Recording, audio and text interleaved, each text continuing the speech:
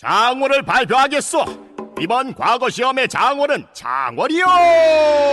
조선시대의 선비들은 동의보감에서 언급한 총명탕을 마셨고, 현재의 수험생들은 러시아산 녹용과 국내산 인삼 등 천연재료를 사용한 하이키 한방연구소의 장원을 마십니다. 수험생부터 공시생, 진급을 준비하는 회사원까지 장원들을 위한 진짜 장원을 만들었습니다. 어이, 이번 시험 장원이 너무 많은 거 아니요? 포털 사이트에서 하이키 한방연구소를 검색해주세요.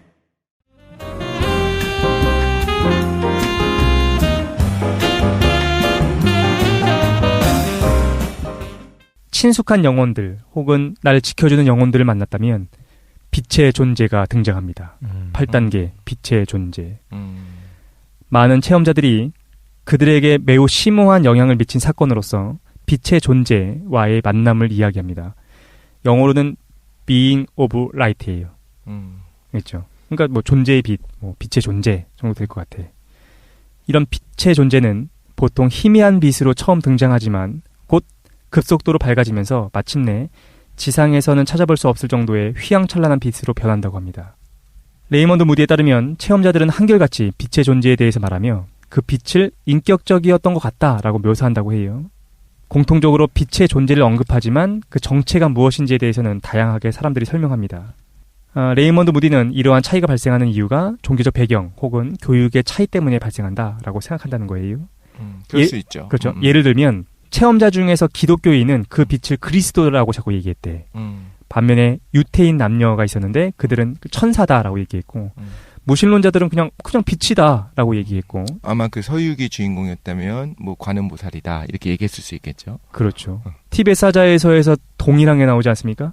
티벳 사자에서에서 치카이 바르도에서 밝고 투명한 빛, 그냥 클리어 라이트라는 게 나온다고 했잖아. 그리고 그게 지난 다음에 초에니 바르도에 보면은 빛을 내뿜고 있는 분노존과 평화의 존들이 나왔던 거 기억나죠? 아, 그걸 다 외우고 있네, 태사장은. 나는 브리지트 바르도밖에 기억이 안 나는데. 아, 그래요? 예. 티벳 사자에서는 내 생각에 그거는 그건 사실이었던 것 같아. 정말로 그렇게 생각해요. 아, 너무 충격적이었어. 어쨌든. 예, 어쨌든 빛을 본다. 경험. 사이킥이나 이런 게 들어오는 건 아니고 이제 하얗고 엄청난 밝기의 빛. 하얀 빛인데 그게 인격성을 띈 것처럼 느껴졌다라는 거야. 그리고 공통적으로 뭐라고 얘기하냐면은 너무 밝은 빛인데 눈이 부시진 않았다라는 얘기를 한다고. 눈이 안 부셨다? 어차피 눈이 없으니까 부실 리가 없죠. 그렇네요. 체험자들은 빛과 대화를 하기도 하는데 그 대화는 말이 아니라 여기서는 텔레파시라고 그래요. 그러니까 사념, 어떤 생각으로 전달되는 것 같습니다. 말이 아닌 어떤 사념에 의해서 의사소통을 한 것이기 때문에 체험자들이 이렇게 얘기한대. 그 빛이 했던 얘기를 오해할 수가 없다. 그리고 내가 그 빛한테서 거짓말을 들었을 리는 전혀 없다라고 강조한다고 그래. 그러니까 그 체험이 있었던 거야. 되게 강렬하게 명료하게 전달되는 그 메시지가 있었던 거죠. 그래서 무디가 물어봅니다.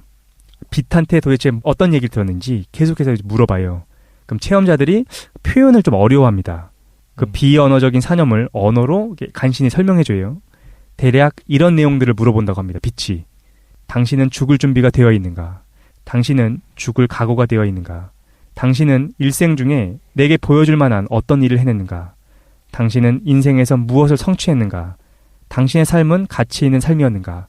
이런 것들을 체험자들이 빛이 이런 걸 물어본 것 같아요 라고 얘기한다는 거야. 근데 레이먼드 무디가 뭐라고 얘기하냐면은 다 질문이 다르지 않습니까? 그런데 이 사람들이 말하는 방식을 보면서 동일한 얘기를 들었구나를 생각했대. 그러니까 하나의 어떤 개념이 전달됐는데 이걸 풀어 쓰다 보니까 죽을 준비가 돼 있어? 뭐 아니면 성취를 했어? 뭐 이런 걸로 사람들이 얘기한다는 거야. 어쨌든 빛이 동일한 걸 물어보는 것 같다라고 얘기합니다. 그 내용이 이제 넌 준비가 됐냐? 그치? 이거 약간 어떤 성취를 이뤘는가? 뭐 그동안 살면서 너 똑바로 살았냐? 그죠? 네 삶은 가치가 있었는가? 평가하는 듯한. 그렇지. 혹은 최대장님이 좋아하는 책에 따르면 이제 경험치를 얼마나 쌓았냐? 레벨업이 될 수 있겠냐? 그렇지. 뭐 그 수능 보는 건 똑같네. 학력고사 보는 건 그 얘기가 또 나오는데 이게 그렇다고 시험 같지는 않았다라는 거야. 시험 같지 않지만 이거 물어는 본다. 다정하게. 근데 티벳 사자에서는 이 빛이 궁극적인 결론이 뭐였는지 기억나십니까? 이 빛이 뭐였지? 내 의식이었잖아. 티벳 사자에서의 결론은 이 빛이 나 자신이라는 걸 깨우치는 것이 궁극적인 목적이었잖아요. 그러니까 누가 질문을 하는 것이 아니라 사실은 나 자신이 질문한다라고 우리가 해석해 볼 수 있을 것 같아. 너희한테 물어볼게요. 무엇을 성취했습니까? 지금 죽으면 지금 바로 죽는 거예요, 그냥. 깡쌤. 일단 전 다시 태어나겠습니다. 그럼. 예. 아, 알겠습니다. 다시 이런 거 뭐라고 하죠? 시드파바르로. 시드파바르도로. 다시 한번 태어나서 해야겠다. 저번에 초록색을 선택했던 것 같은데. 네. 뭐 어쨌든. 깡쌤은 다시 태어난다 말고. 그러니까 지금까지 뭘 성취했냐라고 물어보면 뭐라고 얘기할 것 같아요? 제가 성취한 게 근데 딱히 없어가지고. 최근에 제가 성취한 게 이제 스타크래프트 2 캠페인을 다 깨긴 했거든요. 다 이루었네. 그렇죠. 왜요? 어려워 그거? 예. 아니 나 얼마 전에 일단 샀어. 3개 세트를. 요즘 싸게 팔거든. 3개 합본이 나왔는데 너희들은 지옥으로 가는 걸로 하겠습니다. 사실 해본 적이 없거든요. 근데 사람들이 뭐라고 했냐면 캠페인만 해도 그 값어치가 나온다는 거예요. 그렇지. 아 진짜? 예. 재밌어요? 그 안에 우주 창조의 신비. 다음에 깡쌤 한번 이게 해주세요. 다 있습니다. 이런 걸 읽을 필요가 없다니까. 그런 걸 했어야 되는 거예요. 다음에 좀 안 바쁘면 한번 해보려고. 어쨌든 일단 샀어. 어쨌든 스타크래프트 캠페인을 깨셨군요. 성취를 이뤘네. 성취했구만. 그렇습니다. 독실이는 뭘 이루었습니까? 그 인간의 언어로 표현하기가 힘든 것 같아요. 뭔가 있을 것 같은데, 그러니까 뭔가 이뤘다라는 건 아니고, 그 상황이 돼봐야 약간, 그러니까 굳이 묘사하자면 컬러 같은 거로 느껴질 것 같아. 성취를 했다는 것이 왜 그 레벨업 창이 점점 올라가면 흰색이었다가 중간 정도 차면 노란색이었다가 그 파이어 직전에는 이제 빨간색으로 변하고 약간 이런다고 가정을 해본다면 네네. 그때 내 영혼의 색깔 같은 걸로 예를 들면 어느 정도의 경험치가 쌓였는지 어떤 것들을 이뤘는지를 볼 수 있지 않을까요? 그럴 것 같아. 그러니까 여기서 말하는 성취라는 게 정말로 뭐 어떤 사회적인 성공, 부의 획득을 얘기하는 건 당연히 아닐 것 같고 누구라도 그게 그런 건 아닐 거라는 걸 동의한다는 것도 되게 재밌지 않아요? 그렇지. 그리고 뒤에 구체적으로 2가지가 나옵니다. 체험자들이 얘기하는 요걸 성취했어야 되는구나. 2가지가 나와요. 어쨌든 체험자들은 빛의 존재가 자신들을 비난하려는 것이 전혀 아니었다라고 말합니다. 체험자들이 어떤 대답을 하든지 그 빛의 존재가 자신들을 전적으로 사랑하고 받아들이고 있음을 체험한다라고 얘기해요. 좀 긴 사례 하나 얘기해 보도록 하겠습니다. 나는 내가 죽어가는 것을 알았지만 그때는 달리 어쩔 도리가 없었습니다. 왜냐하면 아무도 내 말을 듣지 못했기 때문이에요. 다음 순간 나는 몸 밖으로 나와 있었습니다. 그 점에 대해서는 의심할 여지가 없었습니다. 왜냐하면 나는 수술대 위에 누워있는 내 몸을 볼 수 있었기 때문이죠. 내 영혼이 밖에 나와 있었던 겁니다. 이 모든 일은 내 기분을 무척 속상하게 만들었습니다. 하지만 찬란한 빛이 다가왔을 때는 사정이 달라졌습니다. 처음에 그것은 어슴푸레한 빛이더니 나중엔 거대한 빛덩어리로 변했습니다. 그것은 정말 엄청난 빛을 발하고 있었어요. 아무리 강렬하고 눈부신 플래시 라이트도 그것과는 도저히 비교가 되지 않을 정도로 정말 대단한 빛이었습니다. 그 빛은 내게 열기를 보내왔습니다. 나는 뭔가 훈훈하고 따뜻한 기운을 느낄 수 있었어요. 그것은 휘황찬란하면서도 조금은 노르스름한 빛이 섞인 새하얀 백광이었어요. 티벳 사자에서 읽은 사람은 이 노르스름한 빛이 뭘 의미하는지 알고 있습니다. 기억납니까? 전혀 기억 안 나지. 인간계예요, 인간계. 어쨌든 뭐 그 아닐 수도 있고 계속 읽어볼게요. 그 빛이 주변의 모든 것을 뒤덮은 것 같았습니다. 그러면서도 난 주변을, 그러니까 수술실 또는 의사들과 간호사들, 그 밖에 의료기구들을 둘러보는데 조금도 지장을 받지 않았습니다. 난 그 모든 것을 똑똑히 볼 수 있었어요. 결코 눈이 부시지 않았습니다. 그 빛이 처음 다가왔을 때 나는 내게 무슨 일이 일어나고 있는지 이해하지 못했습니다. 하지만 바로 그때 그 빛은 죽을 준비가 되어 있느냐고 물어봤죠. 그 존재는 마치 사람처럼 말을 걸어왔지만 그 속에 어떤 사람이 있었던 것은 아닙니다. 내게 말을 거는 존재는 바로 그 빛 자체였어요. 난 단지 그 목소리만을 들을 수 있었습니다. 이제 와서 생각해보니 그 빛은 그때 내게 말을 걸고 나서 내가 죽을 준비가 되지 않았다는 사실을 깨달았던 것 같습니다. 그 빛은 말하자면 나를 시험했던 것이죠. 그런데도 그 빛이 내게 말을 걸어왔을 때 나는 아주 황홀한 기분을 느낄 수 있었습니다. 보호받고 사랑받는다는 느낌이었죠. 빛 속에서부터 나오는 사랑은 상상을 초월하고 말로 설명할 수 없는 것이었습니다. 어찌 보면 그 빛은 가치 있기에 무척 유쾌한 사람처럼 보였습니다. 그만큼 그 빛은 분명 유머 감각을 갖고 있었습니다. 이건 틀림없는 사실입니다. 라고 얘기하죠. 근데 재미있는 거는 영혼들의 여행에서도 어떤 중심적인 그 의식을 만났을 때 유머가 있다는 얘기를 하거든요. 근데 이 사람도 그 빛이 유머가 있다는 얘기를 하고 체험자들이 유머 얘기를 해. 빛이 유머가 있대. 9단계로 넘어가겠습니다. 9단계 회상. 체험자들은 빛의 존재가 인생의 파노라마 영상을 보여준다고 말합니다.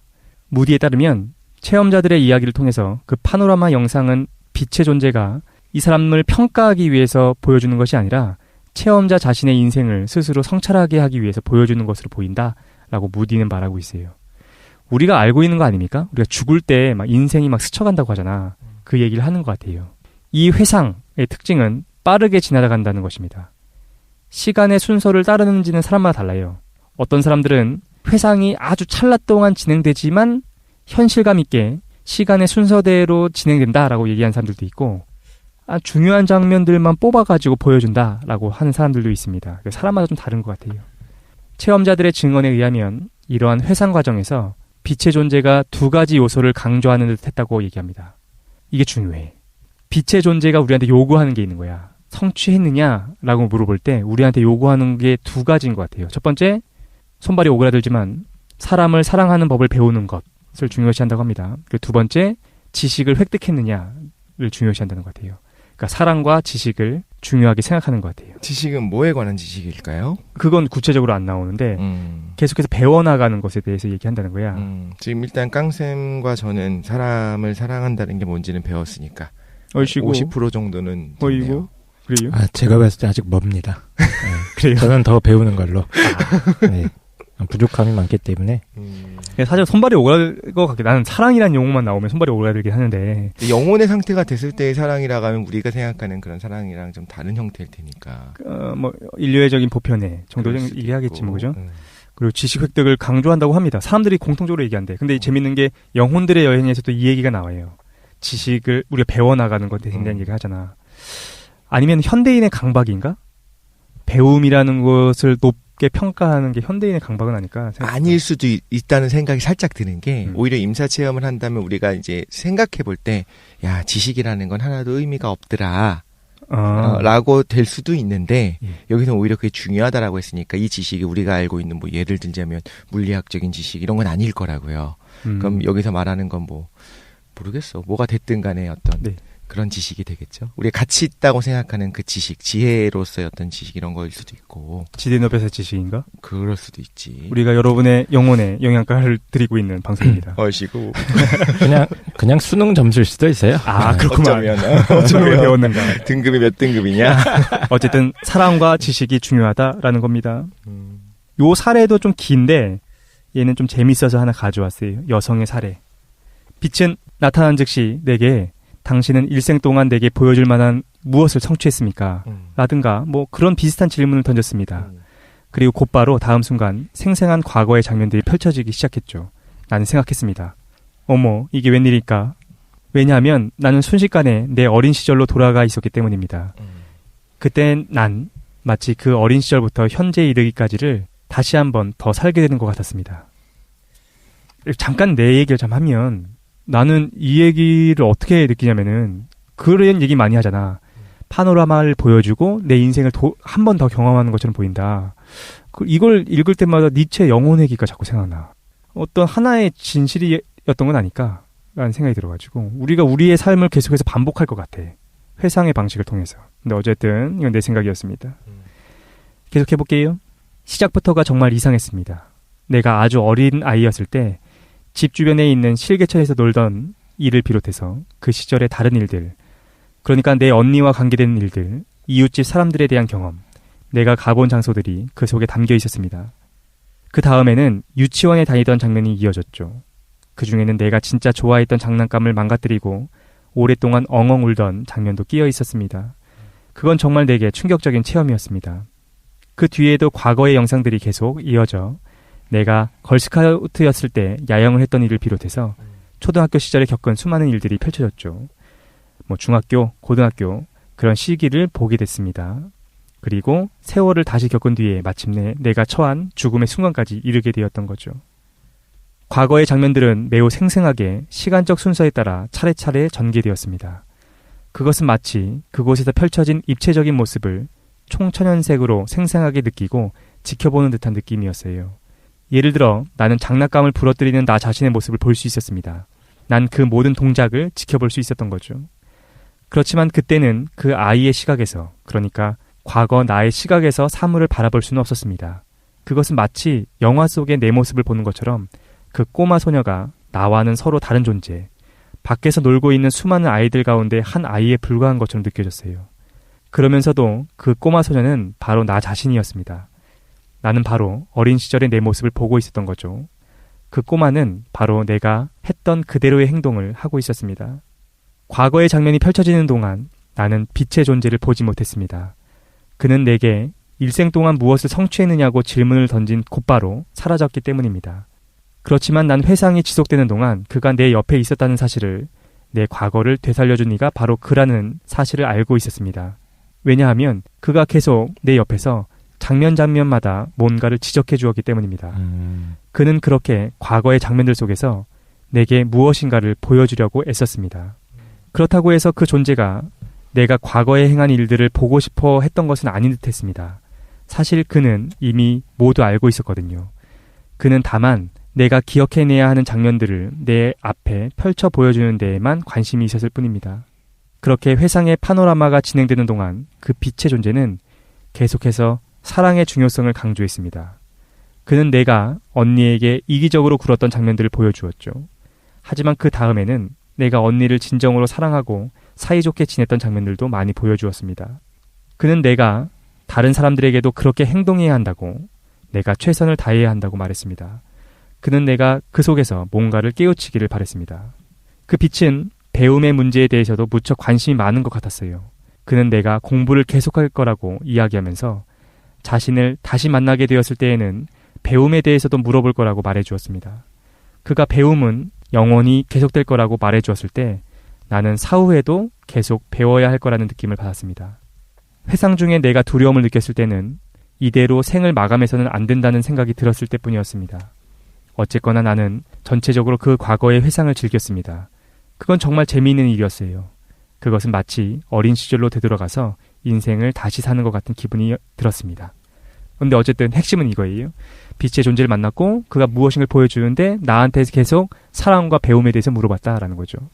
그리고 이 사람을 다시 살려보낼 테니까 다시 죽어서 빛의 존재를 만났을 때에는 이번엔 배움에 대해서 물어볼 거다라고 얘기했다는 거야. 그랬더니 체험자가 뭘 느꼈느냐? 아, 이 배움이 내가 죽고 나서도 이어지겠구나를 느꼈다라는 거죠. 어떻게 보면은 끔찍하기도 합니다. 계속 배워야 되나 봐.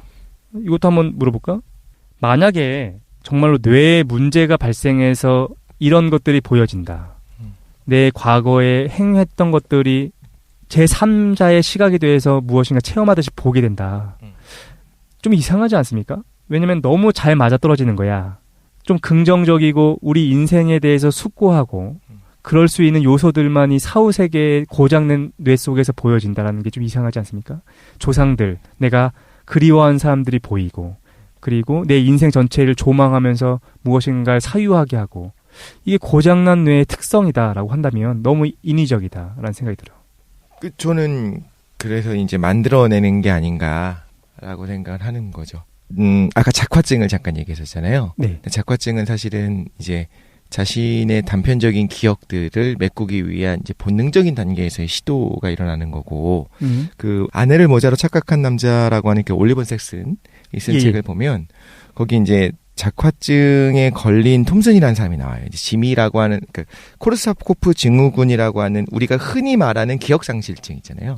예전의 기억은 가지고 있고 그 이후의 기억들은 새로 만들어지지 않는 첫 키스만 50번째 나오는 그런 그 코르사코프 증후군의 증상 중에 하나가 이제 작화증이에요. 그러니까 지금 있는 내 현실, 예를 들면 지금 나이가 주어진 상황이 있어. 나는 3년 전까지의 기억은 있어. 예를 들면 그래서 한 30살까지의 기억은 있는데 그 이후에 갑자기 내가 팟빵 스튜디오에 안에 있는 거야. 뭔가 이상하잖아요, 내가. 그렇지. 분명히 3년 전에, 예를 들면 3년 전에 뭐 하고 있었지? 아무튼 어디 있었었는데, 지금 여기 있으니까 그 간격을 메꾸기 위해서 본능적인 수준에서의 상황을 만들어내는 거예요. 그럴듯한 설명을 만들어내죠. 이제 이거를 표현하게 되면 이제 작화증이 되는 거고, 그게 그 코르사코프 증후군의 하나의 증상이거든요. 근데 사실, 그래서 이러한 코르사코프 증후군이 있는 사람들을 가지고, 새로운 기억이 형성이 안 되잖아요. 그러니까 그 사람은 이제 나이가 들지 않는 거예요. 계속 그 나이에 머물러 있는 거죠. 만약에 30살까지의 기억만 있다면 그 사람은 60이 되든 70이 되든 항상 30살까지의 기억만 가지고 있고 그 이후의 삶의 경험에서의 기억이 쌓이지 않는 거죠. 네.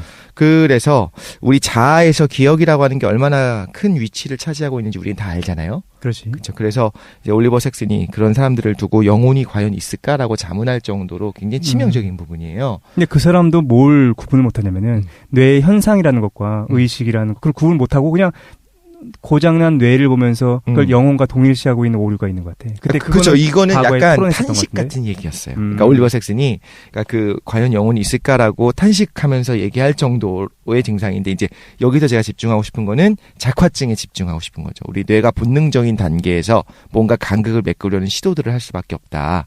그래서 지금 얘기를 들으면서 앞부분 되게 그럴듯한 것들이 많았거든요. 아, 그럴 수 있겠다. 그리고 실제로 제가 알고 있었던 내용이랑 합치하는 부분도 있었었는데 예를 들면 되게 친숙한 존재가 마중 나오더라까지도 그렇게 생각할 만한 어떤 감정선의 동요까지 이해가 가는데 그다음에 이제 과거를 보면서 자기의 어렸을 적의 모습을 보면서 굉장히 그걸 자세하게 묘사를 하기 시작하잖아요. 네. 그건 일종의 작화증의 증상이랑 되게 비슷할 수 있지 않을까라는 생각이 드는 거예요.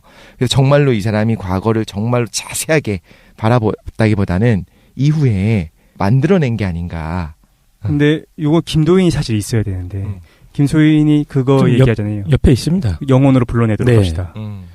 근데 김도인도 그런 얘기하잖아. 그 탈동일 씨에 대한 네네. 얘기를 하면서 깊은 명상 속에서 자신에 대해서 제3자의 시각으로 그걸 담담하게 보게 된다라고 하는데 독실이가 얘기하는 거는 사실 그 장면에서도 작화적인 현상이 있었다는 거야. 그런데 만약에 탈동일 씨를 통해서, 그러니까 명상의 급힌 단계에 들어가서 자신을 이제 객관적으로 바라보는 게 되는 거는 가능할 수 있을 것 같아요. 근데 저는 이제 예를 들면 뇌가 셧다운된 상황에서, 그러니까 일단 물리적으로 셧다운 되어 있어.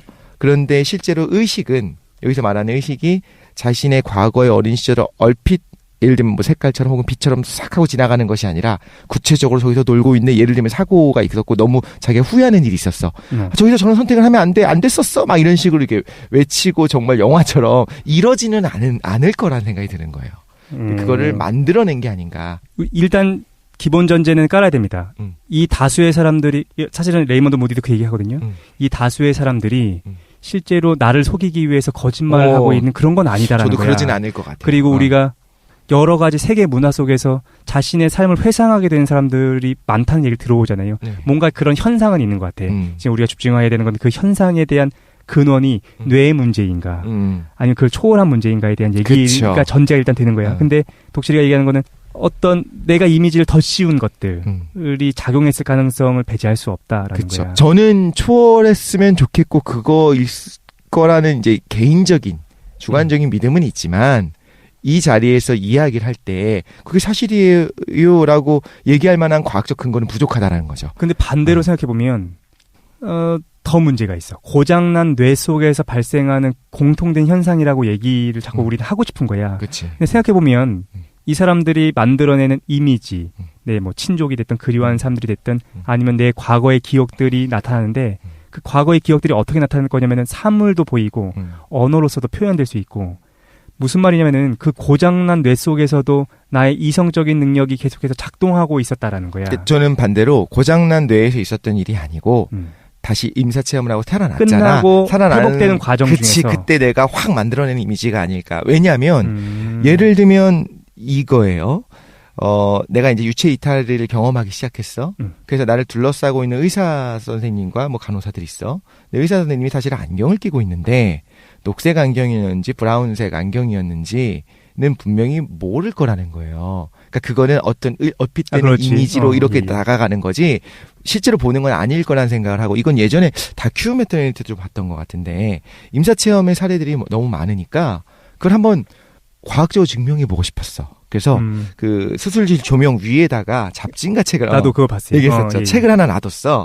그리고 정말 임사체험하는 사람이 영혼이 이렇게 이탈해서 공중으로 떠오른다면 그 조명 위까지 가겠죠. 그럼 조명 뒤에 놓여 있는 뭐 예를 들면 타임지라고 할게요. 타임지의 배경 인물이 누군지를 맞추게 하고 싶은 거야. 레이먼드 모디도 사실 그런 얘기를 해. 근데 내가 기억하기로는 그 다큐에서 아무도 못 맞췄어. 아직까지는. 예, 그렇지. 그 다큐가 만들어질 때까지는 아무도 못 맞췄고 그 흥미진진한 실험을 한 그 의사는 계속적으로 기대하고 있는 거예요. 누군가 단 한 명이라도 맞춘다면 이건 뭔가 굉장한 의미가 있다. 그렇죠. 근데 지금까지는 없었다. 잡지가 있었다는 사실조차도 아무도 모른다는 거죠. 그런데 나는 그거에 대해서 당연한 결과라고 개인적으로 생각하거든. 왜냐하면 우리는 이걸 넘어서 티벳 사자에서까지 본 거야. 티벳 사자에서 우리 같이 얘기했을 때 기억납니까? 이 사후 체험들, 사후에서 발생하는 모든 체험들이 어디서 발생하는 거냐? 내 내면에서 발생하는 거라고.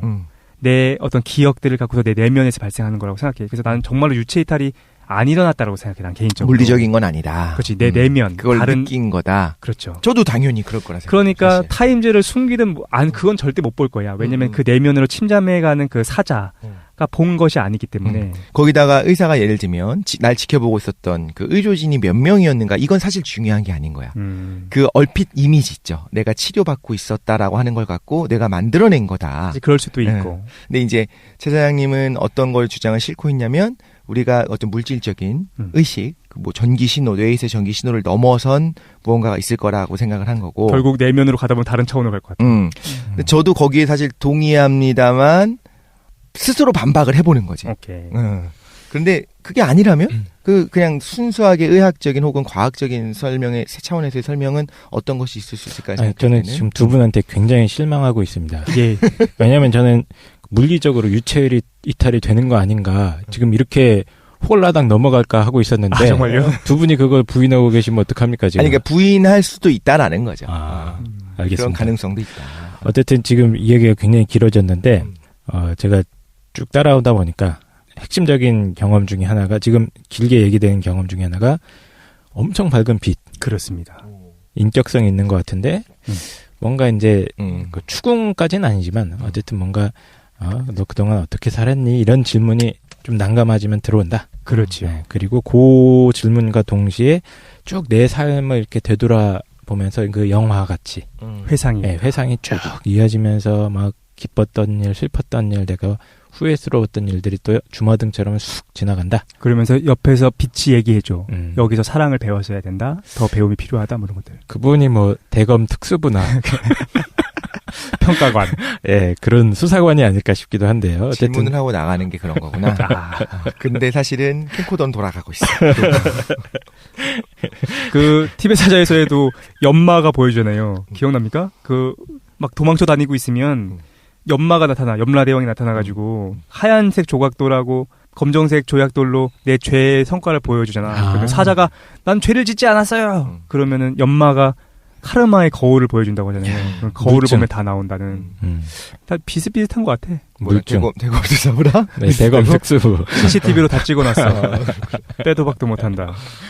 예, 어쨌든 이제 그 내 삶을 돌아보는 경험.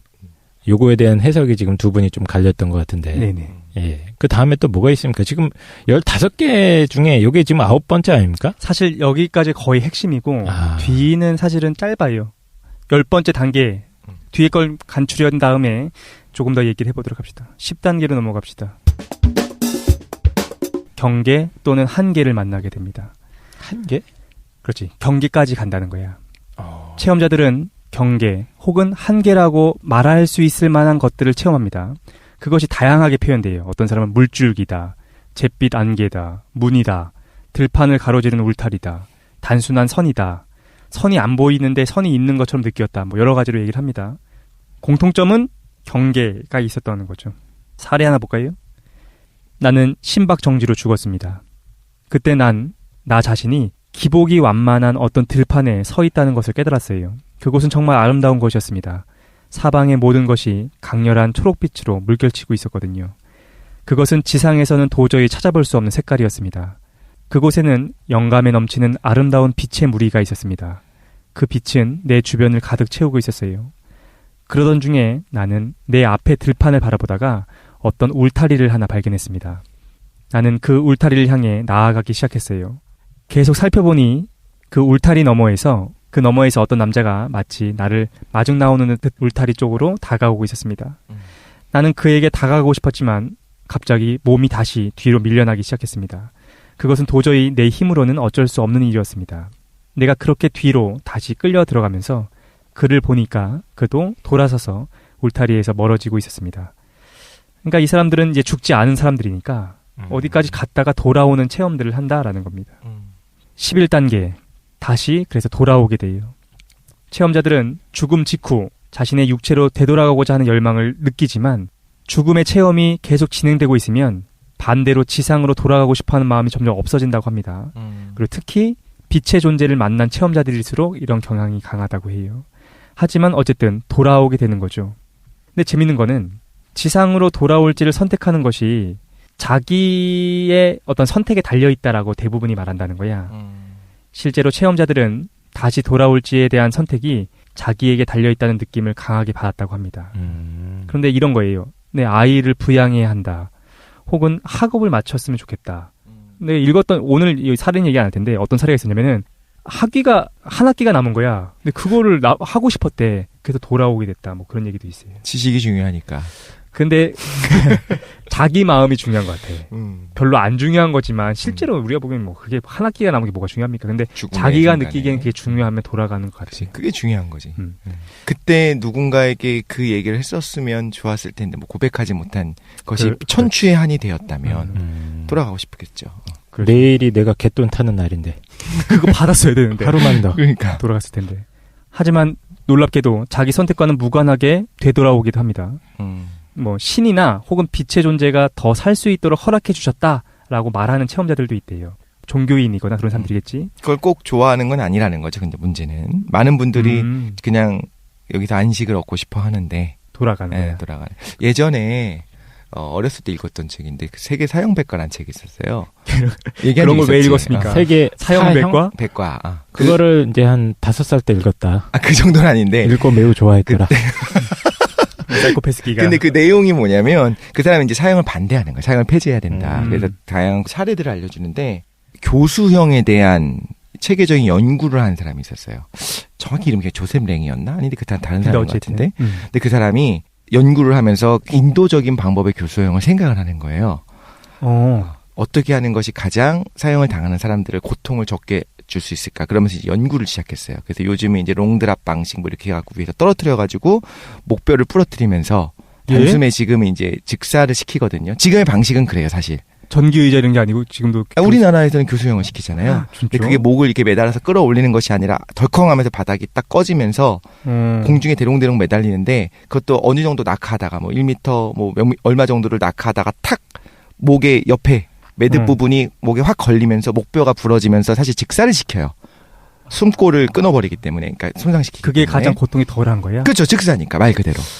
그런데 이제 그 방식 이전에 사형 집행인이 실험을 한 거야. 자기를 두고 어떻게 하는 것이 고통이 적을까. 그래서 생각해 보세요. 그냥 매달리는 것과 잡아당기는 방법 중에 뭐가 더 덜 고통스러울까? 덜컹 하는 거랑 끌어올려주는 거야? 덜컹은 아직까지 그렇게 했으면 이제 그 사람 죽었을 테니까.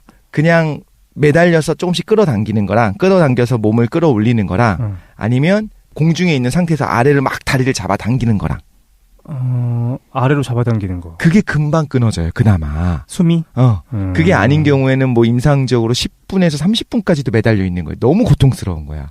지금 이해가 가죠? 그러니까 현대의 방식은 덜컹하고 떨어뜨리는 롱드랍 방식인데 처음에 옛날에는 그냥 끌어올렸겠죠. 목을 걸고. 그렇지. 영화 같은 데 보면은 그런 거 나오잖아. 그치. 그러면은 이제 너무 밧줄을 예를 들면 두꺼운 걸 썼다라고 하면은 그 뇌로 가는 혈류가 바로 즉시에 차단이 안 되는 거예요. 그 말 그대로 지식해 가면서 사망하기까지 너무 오랜 시간이 걸리는 거예요. 너무 고통스러워하는 거야. 그래서 그때 뭘 했었었냐면 뭐 집행리들이라고 하는 사람들한테 예를 들면 좀 돈을 준다든가 이렇게 해서 가족들이 뭘 할 수 있었냐면 끌어내리게 다리를 잡아당길 수 있었어. 차라리 빨리 사망하라고. 어차피 죽어야 되니까. 그래서 그 사람이 이제 실험을 했어요. 자기를 두고 조수한테 내가 목에 걸릴 테니까 네가 잡아당겨줘. 근데 최후의 선은 넘지 말게 해. 그러니까 이 사람도 말하자면 가사체험, 임사체험을 한 거예요. 이 사람이 뭐라고 묘사를 하냐면 이 사람도 비슷한 묘사들이 있었어. 거기서 사실. 아 그래? 이렇게 까매졌다가 점점 저기 하얘지기 시작하고 놀라울 정도로 평온한 느낌이 느껴지기 시작한다는 거예요. 목이 졸려올 때. 그러니까 산소 공급이, 그러니까 과학적인 얘기를 하자면 이런 거지. 산소 공급이 차단되니까 뇌가 이제 환각 상태에 빠지기 시작하는 거야. 그런데 그러다가 이제 조수가 나를 끌어올렸어. 죽지 말라고. 최후 순간 넘기지 않아야 되니까. 엄청나게 고통스러워. 그러니까 혈액이 확 들어오겠죠. 그때 머리를 뭐 망치로 얻어 맞은 것 같은 충격과 동시에 너무 아프고 고통스러웠고 편안했었었는데 그게 다시 현실로 돌아오니까 그래서 그 사람이 묘사하기로 그 조수를 한 대 때리고 싶었다. 그냥 내버려 두지. 난 편안하게 가고 있었는데 약간 이런 묘사가 있었어요, 사실. 그래. 그래서 난 이게 어린 나이에 그러니까 여기서 말하는 어린 나이인데 20대예요, 그래도. 읽으면서 되게 충격적이었고 죽음에 대한 여러 가지 생각도 했었는데 되게 독특하게도 위안이 됐었거든요. 우리가 죽을 때 그럴 수 있겠다. 이렇게 평안함에 가게 된다. 또 죽음의 고통 막 이런 것들만 있는 건 아니고 지금 생각해 보니까 여기서 나는 돌아가기 싫어했다라고 지금 공통적으로 이제 묘사가 되잖아요. 그게 되게 그 사람은 이제 영혼의 존재라든가 이런 건 어쩌면 없었을 수도 있어요. 근데 서술한 것들이 좀 일치하는 부분들이 있더라. 빛을 본다라는 거. 근데 실제로 맞아. 이게 그냥 물리적인 걸 수도 있어. 근데 어쨌든 우리가 겪는 것 같아요. 겪을 거고 평온에 들어가게 된다라는 것들까지도 공통적인 것 같다. 여기 또 이상한 사례가 하나 있어가지고 이걸 좀 가져와 왔는데 이거는 그거예요. 자기의 선택과는 무관하게 되돌아오는 사례 중에 하나인데 이렇대. 다른 살아있는 사람들이 좀 간절하게 원하면 돌아오게 된다는 거예요. 이 사례를 보겠습니다. 나는 나이 든 숙모 곁에서 숙모의 임종을 지켜보고 있었습니다. 숙모는 정말 오랫동안 병으로 고생해온 터였습니다. 내가 숙모를 돌보는 동안 우리 가족 모두는 숙모에게 건강을 되돌려달라고 간절히 기도했습니다. 숙모는 여러 번 숨이 끊어졌지만 우리의 기도 덕분인지 다시 회생하곤 했어요.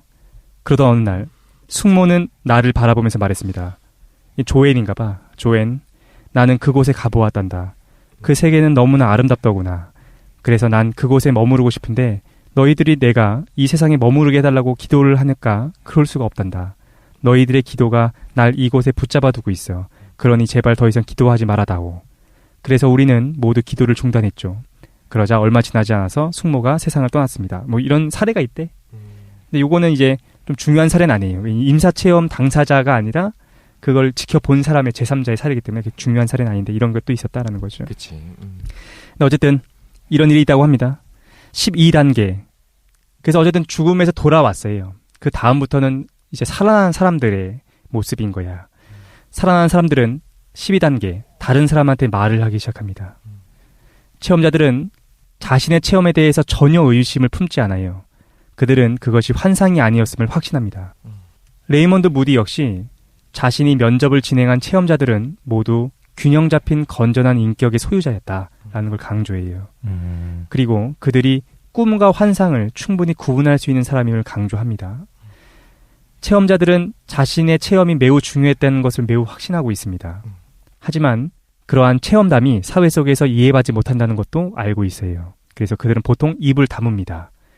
이들은 아예 침묵을 지키거나 아주 절친한 사람들한테만 털어놓는다고 해요. 요 사례는 하나가 있는데 사례는 지금 내가 뽑아온 거야. 근데 사례는 사실 매우 많거든요. 네. 근데 요거 사례는 뭐 그렇게 재미있지 않으니까 넘어가도록 하고 13단계입니다. 삶에 대한 영향. 죽음에 대한 체험은 삶에 대한 이해를 한층 넓고 깊게 한다고 공통적으로 사람들이 증언하고 있습니다. 사색의 시간이 많아지고 궁극적인 철학적 문제에 대해서도 관심을 갖게 된대요.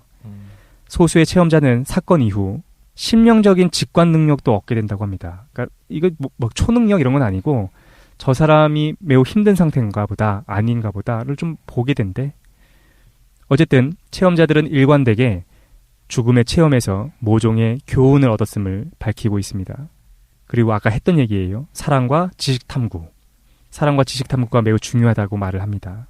그리고 체험자들은 임사 체험 동안 지식에 대한 탐구가 내세에서도 계속되리라는 암시를 받았다고 합니다. 그런데 이런 사람은 없었다라고 무디가 단정해요. 이런 사람들. 내가 체험을 통해서 도덕적으로 순수해졌다. 내가 구원받았다. 나는 거룩한 존재가 되었다. 이렇게 말하는 사람은 한 명도 없었다라고 얘기합니다. 그렇게 됐으면 못 돌아왔어. 지옥에 갔거나 그랬나? 어쨌든 14단계로 넘어갈게요. 그래서 죽음에 대한 새로운 견해가 생기게 됩니다. 태도가 많이 바뀐대요. 죽음에 대해서. 특히 기존에 죽음 이후에 대해서 생각해보지 않은 사람일수록 더 극적으로 태도가 바뀐다고 합니다. 뭐 여러 가지가 있는데 제가 정리를 해봤어요. 한 3가지 정도로. 첫 번째, 죽음을 두려워하지 않게 됐다라는 겁니다. 아까 전에 그 독실이가 얘기했던 그 교수형 체험했던 사람도 마찬가지겠지. 죽음이 별로 두렵지 않다라고 생각하는데 그렇다고 죽음을 갈망하는 건 아니래요. 그들은 모두 육체를 가지고 살아있는 동안 자신들이 완수해야 할 사명이 있다고 느끼며 이 세상을 떠나기 전에 자신을 변화시켜야 한다는 생각을 갖게 된다고 합니다. 두 번째, 어떻게 또 죽음에 대한 태도가 바뀌느냐? 죽음을 잠이나 망각으로 표현하는 것을 거부하게 된다고 합니다. 그런 게 아니라는 거야. 그러니까 죽음을 체험한 사람들한테 야 죽음이 잠인가? 망각 같은 거 아니야? 라고 하면 거부한대요. 그리고 차라리 이렇게 표현한대. 야, 죽음은 뭐 자각, 졸업, 감옥에서의 탈출 이런 걸로 표현하고자 한다고 합니다. 아무튼 새로운 세상이라는 것이 있다라는 걸 얘기하고 싶은 거네요. 그렇지요. 그냥 끝나는 거 단절이게 아니고 무엇인가 이어지고 있다. 세 번째, 죽음에 대한 태도가 이렇게 바뀐대요. 신화적으로 설명하지 않으려고 한대요. 그러니까 전통적인 내세관을 믿었던 사람들이 있지 않겠습니까? 그러니까 뭐 서양이 됐든 동양이 됐든 그 종교로 표현하지 않으려고 한대. 그들은 이렇게 묘사하지 않습니다. 천국에 진주문이 있었다. 뭐 황금 거리가 있고 날개를 달고 하프를 연주하는 천사가 있었다. 지옥에 불길이 있다. 악마가 있다. 이런 얘기는 전혀 안 한다고 합니다. 그리고 또 동시에 인과응보, 그러니까 카르마에 대한 얘기도 안 한대요. 그런 게 아니다라고 생각한다는 거야. 체험자들에 따르면 지상에서의 죄에 대해서도 그 빛의 어떤 존재는 분노하거나 비판하는 것이 아니라 이해해주고 유머를 보여준다라고 합니다.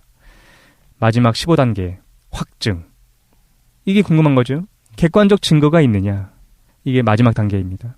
무디는 가능할 것으로 봐요. 그래, 이것도 가능할 거다. 그리고 아까 독실이가 했었던 얘기가 정확하게 얘기가 나와. 체험자들이 자신의 몸을 떠나 있는 동안 지상에서 벌어지는 사건들을 지켜본다고 하니까 당시 현장에 있던 다른 사람을 증인으로서 대조해보면 되지 않겠는가라는 거야. 진위 여부를 가릴 수 있을 것이다. 그리고 자기가 해봤대요. 의료 기록도 다 조사해보고 그다음에 인터뷰도 해보고. 근데 이 정도로 마무리합니다. 매우 많은 사례에서 놀랍게도 대단히 긍정적이었다 정도밖에 무디는 얘기하지 않아. 왜냐하면 한계가 있다고 생각하기 때문입니다. 실제로 확증 절차가 쉽지 않다는 것을 우려해요. 첫 번째 이유, 당시 상황을 입증할 사람은 체험자 당사자 혹은 그 옆에 있는 기껏해야 한두 명 정도의 친지밖에 없다는 거야. 믿을 수가 없다라는 거죠. 두 번째, 수집한 사례 중에서 대단히 극단적인 경우에도 실명을 밝히기를 원치 않은 사람들이 많대. 그러니까 이것도 사용할 수가 없다는 거야. 세 번째, 혹시 당사자의 이름을 밝힐 수 있다고 하더라도 사건이 너무 오래전의 일들이 대부분이다라는 거죠. 그러니까 믿을 만한 증거를 확보하기가 어려웠다라고 얘기하고 있습니다. 여기까지가 죽음의 15단계. 끝. 자기가 부정하고 끝났네, 이 사람은. 아니, 뒤에 뭐 이제 고전들과의 비교, 그리고 현대 의학, 생리학을 통한 설명 여러 가지가 나오는데 오늘 우리가 다루려고 하는 것은 죽음의 15단계만 다룬 겁니다. 이분도 이제 의사고, 그렇죠. 그죠? 그러니까 이제 가능성은 열어두고 있는 거죠. 그런데 판단은 여러분이 해라. 라고 하는 것 같은 느낌. 그렇지. 그리고 이 사람은 그냥 객관적인 증언들이 너무 많이 있으니까 이게 뭔지를 해석하지 않고 그냥 보여주는 거야. 근데 고전에서 찾아요. 뭐 티베트 사자에서가 됐든 아니면은 또 플라톤의 국가에서도 얘기가 나오더라고요. 파이돈에서 얘기가 나오더라고요. 아니면 바울의 신학적인 비전, 스덴보리가 받은 영적 계시 이런 것들을 가져와서 좀 설명을 해. 너무 유사하지 않느냐라는 거지. 근데 중요한 건 이거죠. 만약에 뇌의 그냥 보편적인 현상이라면 과거 사람이든 현대 사람이든 비슷한 경험을 하긴 하겠지. 어쨌든 여기까지가 우리가 같이 찾아본 바로 깡쌤 독실이가 죽을 때 진짜 보게 되는 것들을 한번 얘기했습니다. 너 우리 죽을 때 이런 거 볼 거예요? 전 이미 한번 갔다 온 것 같아서 그래요? 그러니까 마음이 평안해졌습니다. 이제 정리를 해보니까 이게 굉장히 뭐라고 해야 될까요? 이 체험을 굳이 우리가 이해할 수 있는 일상생활 경험이랑 이 대조를 해본다면 대검찰청 특수수사본부에 갔다 오는 거죠. 그래서 말로 형언할 수 없는 경험. 그렇구만. 들어가서 첫 번째 특징이 이제 말로 표현이 안 된다 이거는. 그렇지. 그걸 공통적으로 했다는 거고 두 번째는 이제 선고를 댔습니다. 구형. 여기가 자대 여기가 특수본이네. 그렇구만. 너는 죽었네. 너는 죽었네. 이런 얘기를 듣고 의자에 딱 앉는데 일단 마음이 편해지긴 하는 거야. 곰탕도 한 그릇 갖다 주고 이러니까. 호롱탕.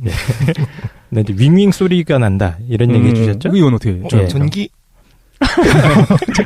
네 번째 특징은 뭔가 윙윙거리고 거슬리는 소리가 나고 네네. 다섯 번째는 이제 어둠의 터널을 지난다. 그 포토라인을 쫙 뚫고 아, 예, 그 터널로 지나가는 거죠. 빛의 터널 아닙니까? 그건? 근데 어쨌든 터널 경험. 그리고 6번째가 이제 유체이태를 하는 거죠.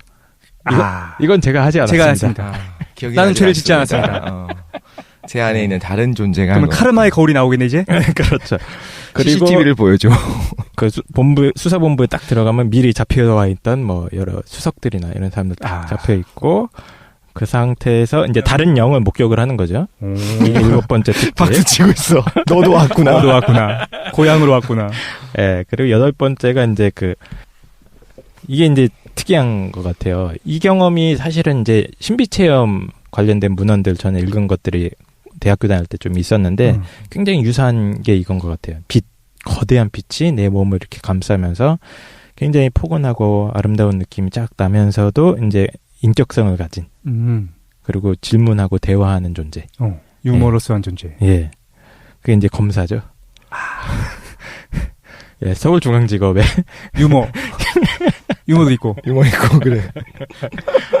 그러면서 이제 되돌아보기가 시작되는 게 9번째 단계. 예, 그리고 이제 10번째 단계는 경계선.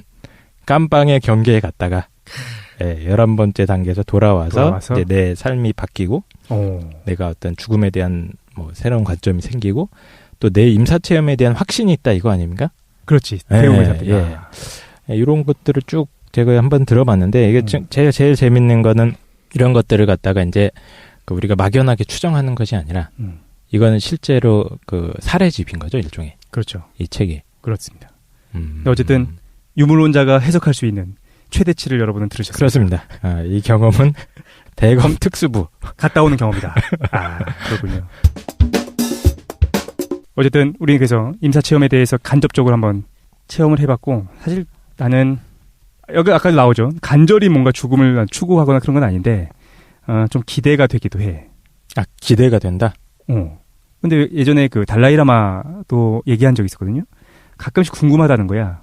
왜냐면 확신하니까 이 다음에도 생이라는 게 이어진다라는 걸 알고 있으니까 궁금하다 뭐 그런 얘기 했었는데 뭐 나 그 정도 레벨까지는 아니겠지만 나도 좀 궁금한 것 같아. 이 다음에 뭐가 펼쳐질지 무엇을 보게 될지.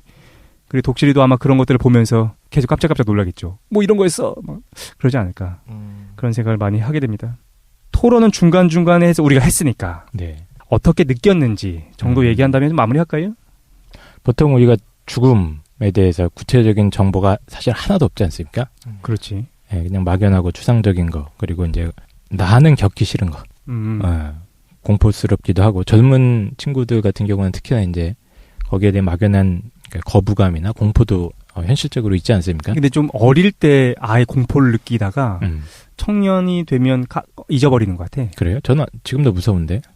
예. 정말로 깡쌤은 죽음이 무섭습니까? 그래서 제가 창을 들고 다니는 겁니다. 네, 죽기 싫어서. 자기의 어떤 공포를 외부에 느껴봐라. 그렇군요.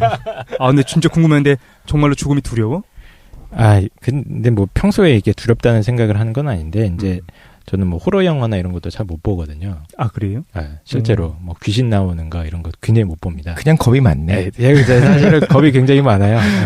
그래서 좀 죽음이라는 주제나 이런 것들에 대해서 뭐 관심은 전혀 안 갑니다. 사실은. 근데 그 기절을 무서우니까 살펴보면 저는 뭐 죽음에 대해서 뭐 기대가 있다거나 환상을 가지기보다는 이제 피하는 거지. 그렇구나. 이런 주제 자체는 아직 내 일은 아니야. 이렇게. 무서우니까. 그렇죠. 근데 현대인의 방식이기도 하죠. 죽음이 어디에나 있지만 어디에도 없는 것처럼 만드는 사회 시스템. 그렇죠. 독실이는 무섭습니까? 갑자기 궁금하네. 저는 좀 무서워한다고 얘기했던 것 같아요. 그러니까 미지의 영역에 대한 어떤 공포가 있는 것 같아요. 근데 생각을 해보니까 죽음이 정말로 미지의 영역으로 들어가는 거니까 무서운 건데 미지의 영역은 다 무서워해요. 저는 심지어 영화조차도 본 거 또 보는 거 되게 좋아하지 새로운 영화 보는 거 별로 안 좋아하고. 무서워가지고? 약간. 새로운 충격이 있을까봐? 그게 피곤해. 새로운 게. 2년 반 동안 이런 겁쟁이들과 함께 방송을 진행했다는 게 충격적입니다. 나는 사실은 정말로 전혀 안 무섭거든. 그렇습니까? 죽음을 생각해도 내가 유일하게 걱정하는 건 뭐냐면은 죽을 때 뭔가 막 모아놓은 게 아까울까봐. 뭐 하드디스크에 있는 내용들? 그렇지. 다 못 지웠을까봐. 즐겨찾기? 여기 아쉬움을 남기고 가는 게 걱정되는 거지. 죽음은 전혀 안 두려운 것 같아. 죽음은 무섭지 않다. 근데 최 사장님이 믿는 바에 따르면, 그러니까 예를 들면 뭔가 남겼어. 못내 아쉬움이 있어. 근데 다음번에 그걸 또 하면 되잖아. 그게 또 다시 이걸 밟아가야 되잖아. 또 어렸을 때를 지나고 군대 또 태어나서. 갔다 오고 막 그걸 계속 밟아가는 게 최 사장은 겁은 없는데 성격이 좀 급하네. 그렇군요. 그래서 빨리 가고 싶은가. 하드코어 네. 모드는 싫은 거야. 처음부터 하긴 싫은 거야. 나는 그래서 어린 아이들 보잖아요. 지금 네. 사실 오늘 수능 날 아닙니까? 네. 여기 오늘 이렇게 오는데 학교 앞에서 애들 막 이렇게 수능 보려고 막 그러고 있잖아. 보니까 걱정되는 거야. 야, 또 인생을 또 어떻게 살아가려고 하나, 다들. 그게 난 그런 게 사실은 무서워. 아니 이제 현실을 무서워하는 것 같네, 지금 얘기해보니까. 그 우리가 죽음을 그나마 간접적으로 경험할 수 있는 게 장례식장이나 좀 지인의 임종 순간, 그 순간 아니겠습니까? 그쵸. 그때 느낌이 어떠세요? 저는 되게 오묘하고 설마 정말 죽을까 이런 생각을 많이 하는 것 같아요. 아, 그래요? 가까웠던 지인들이나 이제 할머니들이나 아니면 저는 이제 교수님들이 몇 명 돌아가셨어요. 제 대학교 때. 오, 그래서 그래요? 근데 믿기지가 않는 거야. 그 되게 젊으신 분들이 이제 급하게 돌아가셨던 젊으신 분들이 분들이? 있었는데 젊지는 않다는 50대에서 60 젊지. 그러니까 뭐 한창 때시죠. 학자로서는. 그런 분들이 너무 쉽게 갔다는 게 일단 안 믿기는 거예요. 장례식장에 가서 이제 문상을 해야 되는 입장인데도 일단 믿기지도 않고 곧 다시 살아날 것 같은데 이럴 리가 없는데 이런 생각이 계속 들더라고요. 아, 그래요? 그래서 갈 때마다 좀 오묘한 느낌도 들고 저는 아직 이 죽음을 이 최 사장님처럼 좀 성숙하게 받아들이기에는 너무 어리지 않나. 어떤 게 성숙한 건 잘 모르겠지만 이것도 미숙한 것 같은데 어쨌든 그렇군요. 오늘 근데 죽음에 대해서 좀 다뤘는데 오늘 얘기했던 거는 사실 어떻게 보면 이제 근거도 없고 그러니까 현상은 있지만 이게 근거가 뭔지. 없는 건 아니죠. 아, 체험들이 있으니까. 체험이 있는 거는 이제 여기까지 인정을 해야지 이런 체험을 한다. 체험이 있다는 거 정도만. 그렇지. 근데 그거의 해석이 하나가 아닌 거지. 그렇죠. 네. 오늘은 그래서 약간 죽음의 어떤 그 순간 재밌다고 하니까 좀 이상하네. 그거에 대한 얘기를 좀 했는데 죽음에 대한 얘기는 생로병사 시리즈에서 여기서 끝나는 건 아니죠. 네. 본격적인 그렇죠. 얘기는 우리 정모 때 이런 얘기가 아니라 정말 과학적이고 생물학적이고 어떤 철학적인 얘기를 이제 이런 얘기 할 거예요. 그래요? 기대되더구만. 이런 얘기 안 할까 봐 걱정했는데 이런 얘기 해야죠. 이게 제일 좋아. 그러니까 근데 저도 지금 얘기 듣고 생각이 났는데 예전에 한번 언급한 이제 슈퍼내추럴이라고 하는 드라마를 예전에 봤었다고 슈퍼내추럴? 했나요? 네. 슈퍼내추럴. 근데 거기를 보면서 이해하지 못하는 부분이 있었다고 제가 얘기한 적이 있었을 거예요. 거기서 이제 친구나 가족이나 가까운 사람들이 죽으면 너무 슬퍼해. 울기도 하고. 그치. 너무 슬퍼하는데 그러니까 방송에서 어떻게 되냐면 그 사람이 나타나 또 영혼을 불러내기도 하고 죽은 걸 지옥에서 꺼내기도 하고 천국에서 쉬고 있다는 사람을 굳이 불러내서 소환해갖고 막 하거든요. 근데 그럼에도 불구하고 계속 슬퍼해 누가 죽으면. 그러니까 이해가 안 가는 거야 내 입장에서. 저렇게까지 내 가까운 사람인데 죽었는데 어떻게 뭐 소환을 했어. 물론 드라마니까 말도 안 되지만 소환해서 얘기해보니까 난 천국에 있고 지금 잘 쉬고 있어라고 얘기하는데 그걸 또 불러내. 그러니까 살리려고 막 노력을 해. 잘 지내고 있는데. 잘 지내고 있. 천국을 갔다는데. 그 드라마의 세계관에서는 어쨌든 천국에서 진짜로 존재하고 있는데. 그렇지. 근데 거기서 슬퍼한다. 이제 자기가 편안해하는 위치에서 편안하게 있고 약간 이승과의 어떤 이승의 하나하나의 일들에 대한 집착도 이제 많이 끊어진 상황인데 그러면 그걸 알고 있으면 누군가가 죽음을 당하는 거, 그러니까 그걸 알고 있는 주인공들은 누군가가 죽는 거를 슬퍼할 이유가 없는 거예요. 다른 세상으로 간 거야. 문을 열고 밖으로 나간 거야 그냥. 근데 슬픔도 어떤 우리의 그 어떤 긍정적인 감정 중에 하나라서 그런 것 같아. 무슨 말 슬퍼하고 싶은 거야. 우리 중학교 졸업하지 않습니까? 그때 반에서 애들 울잖아요. 동네 친구들이라서 맨날 볼 텐데. 그러지 않았어요? 중학교 나 졸업식 때 막 울고 막 그러잖아. 나는 울진 않았지만, 그러니까 우는 애들이 있을 수 있다고는 생각해요. 그래? 본 적도 없는 눈물 빨아대고 초등학교 졸업식 때 막. 초등학교 땐 그럴 수 있겠다. 근데 남중이라서 못 느꼈나? 남중이라서 그렇습니다. 보고 싶지 않은 거지. 근데 어쨌든 그래서 뭐 슬픔이라는 게 꼭 부정적이어서 그런 게 아니라 그냥 우리 긍정적인 감정. 그럼 그것도 문화적으로 만들어진 걸 수도 있다라는 거네 어떻게 보면. 그럴 수도 있지. 그렇죠? 오히려 박수하고 축하하고 영적인 존재를 완전히 확신하는 문화권에서는 더 이제 오히려 기쁨의 어떤 행사가 될 수도 있는 건데 심지어. 그러니까. 그런데 지금은 애통해야 되는 분위기인 거죠. 그렇죠. 그리고 사실 못 보니까 좀 아쉽기도 하지. 그치. 어쨌든 그래서 오늘 이제 마무리하려고 합니다. 10초씩 오늘 어떻게 들으셨는지 얘기한 다음에 마무리하도록 하죠. 어떻게 들으셨습니까? 일반적인 사람들한테 죽음이 문제가 되는 경우는 내가 죽는 건 사실 뭐 이렇게 관심사는 아니죠. 아직은.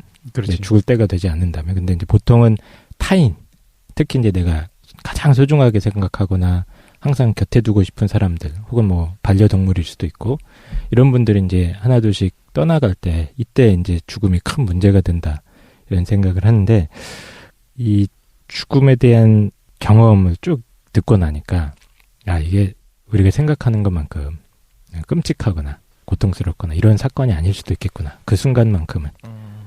일단 이런 생각이 좀 들고 이게 어느 정도 보편적으로 계속 관찰되는 현상이라는 거 아닙니까? 그리고 저희가 방송 주제를 하필이면 죽음으로 잡았는데 그래서 어떻게 하면 이 죽음의 위협, 공포로부터 우리가 성숙하게 벗어날 수 있는가 이런 주제들을 계속 고민해봐야 되지 않겠나 이런 생각을 좀 해봤습니다. 혹시 수면 마취 해보셨어요? 수면 내시경 같은 거? 해봤어요. 저는 안 해봤는데. 안 해봤어요? 네. 그러면 실제로 그냥 내시경? 내시경 안 그거 해봤어요. 안 해봤어요. 아직 안 해봤어요? 그래요? 네. 내가 한번 해봐야 될 것 같아요. 근데 이제 수면 마취는 이렇게 이야기를 해요. 내시경 안 하면 어른이라고 할 수 없어요. 그거 무서워서 못하겠어요, 저는. 그걸 해야지 어른으로 성장할 수 있어요. 우유 주사 한번 맞아봐야지. 어쨌든. 요즘 이제 그 우유 주사에 대한 안 좋은 이미지가 생겨가지고. 우리 수면 내시경 할 때 맞는 게 우유 주사예요? 네. 프로포폴을 많이 썼었고 의사들도 진짜? 인정을 하는 것 중에 하나가 프로포폴만큼 내성도 적고 그냥 정말 그렇게 탁월한 수면 유도제가 없는, 그러니까 수면 마취를 유도하는 그 약이 없는데 그 이미지가 되게 안 좋아졌죠. 요즘 말고 예전에 한번 안 좋아졌었잖아. 중독성에 대해서. 그래서 사람들이 이제 프로포폴을 안 쓰고 다른 걸 찾는다는 얘기를 들은 적이 있었어요. 그래요? 이미지가 안 좋아지니까 마치 마약하는 것처럼 받아들이니까. 근데 실제로는 그렇지 않은데. 아무튼 근데 이제 수면 마취의 경우에는 실제로는 그 깨어 있어요.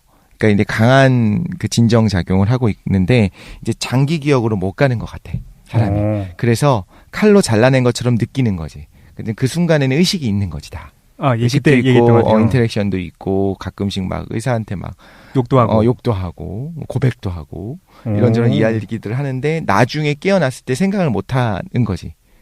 술 취했을 때는 이제 술 취해본 경험은 없지만 그럴 거라고 예상을 해요. 술 취해서 막 하고 할 때는 뭔가 의식은 있는 거야 분명히. 단편적으로 기억이 나요. 근데 이제 그 뭐라고 하죠? 그 필름이 끊겼다라고 하면은 내가 진짜 여기 왜 와 있지?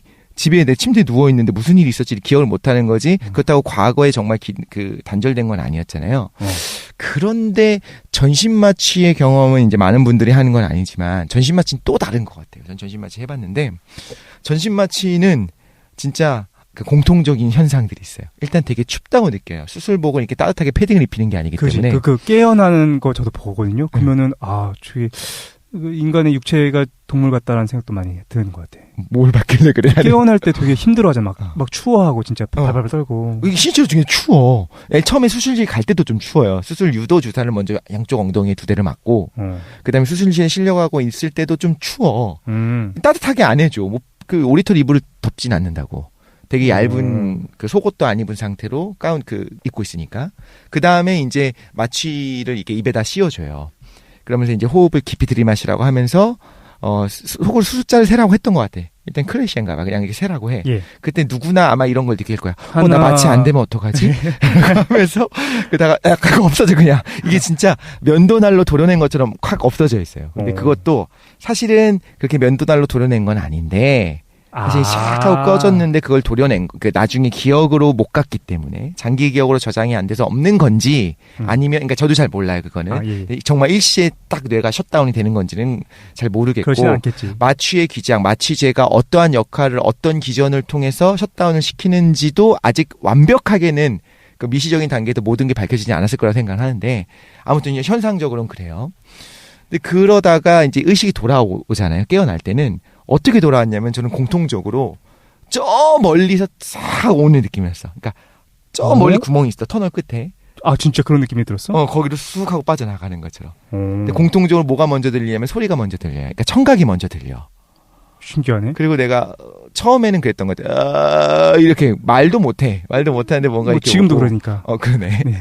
춥고 추운 걸 항상 좀 느꼈었던 것 같고 그러다가 이제 고통도 느껴지고 하는데 저 멀리서 이제 그러니까 칼로 잘라낸 것처럼 마취에 들어가는데 깨어날 때는 저 멀리 슉 하고 이렇게 와요. 현실로 이렇게 돌아오는 것처럼. 그런데 약간 이 체험이 어쩌면 겪어볼 수 있는 임사 체험이 아닌가라는 생각도 들어요. 전신 마취가? 이런저런 생각을 했었어요. 사실 전신 마취 전에 나와 전신 마취 후에 나는 어떻게 보면 전신 마취 때 이전 나는 죽었고 그 다음에 다시 그 물질체 안에 다시 시작한 걸 수도 있잖아. 약간 그러니까 그럴 수도 있어. 복제와 약간 비슷하게 어, 생각을 어, 하는 어. 거예요. 우리 복제 얘기한 적 있었죠. 그렇죠. 프레스티지라고 하는 과거 영화도 의식이 있었고. 아닐 수도 있는 거죠. 그게 동일하지 않을 수 있는 거야. 그러니까. 근데 나는 과거에 나는 죽었지만 새로 과거의 기억을 그대로 가지고 있는 새로운 나로 그냥 나타났을 수도 있겠지. 그러니까 되게 이건 재미있는 주제라는 생각이 들었어요. 저는 제가 믿는 바가 있어요. 그러니까 이거 믿는 바예요. 이게 객관적인 사실은 아닌데 항상 이런 걸 같이 의심하는 것 같아요. 내가 믿는 바가 있는데 이게 객관적인가? 그래서 다른 사람한테 이제 설득의 주제가 될 수 있는 것인가를 고민했었던 것 같고 그래서 항상 의문을 좀 제기하는 것 같아요. 이거 나는 이렇게 믿는데 다른 해석은 없을까? 그래서 오늘 사실 했었던 거에서 많은 부분에서 저는 이제 최 사장님이 생각했던 거랑 좀 동일해요. 그리고 있었으면 좋겠고 그 사람들이 마중 나온다는 거 너무 위안이 되고 개인적으로는 좋은데 이게 객관적이냐 이 해석이 유일한 해석이냐 그 모든 사람들이 이거를 동의할 것이냐 뭐 과학자 의사 집단을 포함해서 모든 사람들이 거기서 이제 다른 해석들을 이제 이야기를 한 거죠. 근데 저는 되게 그래서 하지만 그럼에도 불구하고 그런 이야기를 했지만 말로는 이럴 수도 있다 저럴 수도 있다 이런 해석이 있다라고 얘기를 했지만 방송이 되게 위안이 된 것 같아요. 계속해서 나중에 한번 더 얘기해 보도록 합시다. 이제 시간이 다 됐으니까. 뭐 죽음에 대한 주제 뭐 정모 때 다시 얘기할 거니까 오늘은 여기서 마무리하는 걸로 하겠습니다. 김도희님한테 연락 왔는데 너무 재밌게 잘 들었고 네, 공개 방송 잘 준비하겠다. 사념으로 전달했는데 그렇습니다. 잘 전달했고. 그 공개 방송은 도희님이 주관하시는 건가요? 그런 건가요? 뭐 여기서 우리 셋이 있으니까 정해도록 합시다. 네네. 김도희 하는 걸로 합시다.